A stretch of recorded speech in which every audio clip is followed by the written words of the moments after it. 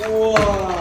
今天又收到宾利车主寄来的空气减震，他去当地的 4S 店维修，可是 4S 店告诉他全世界都修不了，只能换一个新的，要花费8400美元。于是这位车主立刻掏出手机，在我的视频下留言，找到了我。他听说我可以用几百块钱修复他的减震器，当即决定寻求我的帮助。解体后明显发现皮囊破损，作为专修空气减震老手一人，每一个修复细节都熟记于心。虽然我们价格实惠，但我们不弄虚作假。你的安心和舒心是我一直在坚持动力。完美修复。